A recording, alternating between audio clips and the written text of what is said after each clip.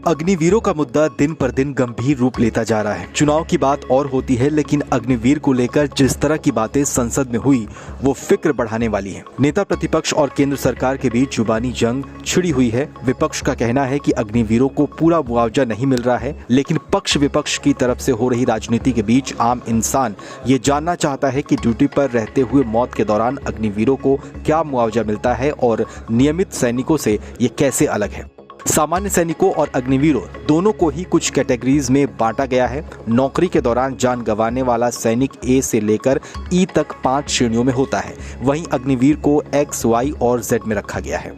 Category A यानी सैनिक और कैटेगरी एक्स यानी अग्निवीर में वो कैजुअलिटी आती है जो सैन्य सेवा के कारण नहीं होती है, यानी आर्मी सर्विस की बजाय अन्य वजहों से मौत।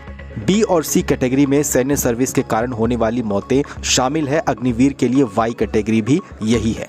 सामान्य सैनिकों के लिए डी और ई हिंसा, कुदरती आपदा, दुश्मन पर कार्रवाई, बॉर्डर पर हिंसक झड़प और जंग शामिल है। अग्निवीरों की जेड श्रेणी भी यही है।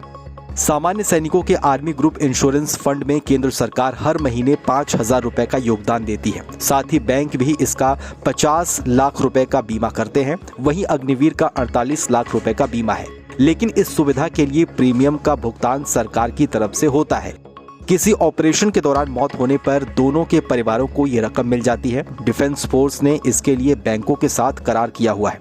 सामान्य सैनिक और अग्निवीर दोनों का ही इंश्योरेंस बैंक करते हैं। इंश्योरेंस अमाउंट बैंक पॉलिसी के अनुसार अलग अलग हो सकता है। ड्यूटी के दौरान जान गंवाने वाले अग्निवीरों को अनुग्रह राशि के तौर पर 44 लाख रुपए मिलते हैं। रेगुलर सैनिकों के लिए ये अनुग्रह राशि 25 लाख से लेकर 45 लाख तक भी हो सकती है। ये रकम इस पर निर्भर करती है कि कैजुअलिटी किस तरह की है। राज्यों की बात करें तो कई स्टेट देश के लिए जान गंवाने वाले या घायल सैनिकों को लाखों से लेकर 1 करोड़ रुपए तक अनुग्रह राशि देते हैं।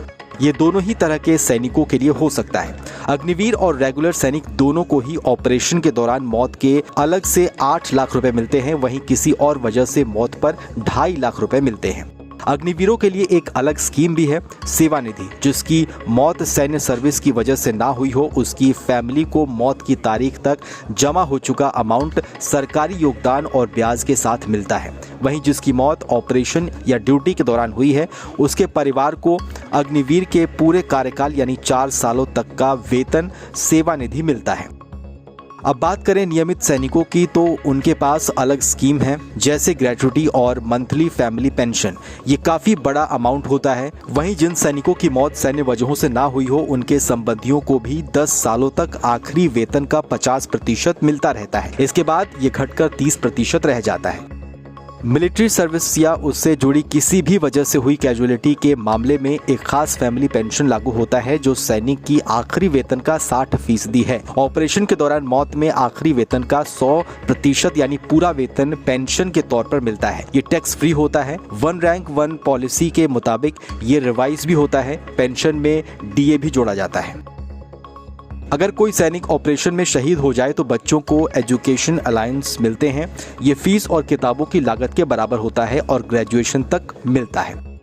अलाउंस में स्कूल या कॉलेज आने जाने, हॉस्टल के साथ साथ ड्रेस की भी कीमत शामिल होती है। सैनिकों के बच्चों को पहली से लेकर प्रोफेशनल कोर्स के लिए 10,000 रुपए सालाना से लेकर 50,000 रुपए सालाना तक की स्कॉलरशिप मिलती है। सैनिकों की पत्नियां भी ग्रेजुएशन और किसी प्रोफेशनल कोर्स के लिए हर साल 20 से 50,000 रुपए की अधिकारी हैं। उनकी फैमिली को भूतपूर्व सैनिक अंशदायी स्वास्थ्य योजना का फायदा मिलता है। इसमें सरकारी के अलावा पैनल में शामिल प्राइवेट हॉस्पिटल भी आते हैं, जहां बेहतर इलाज हो सकता है।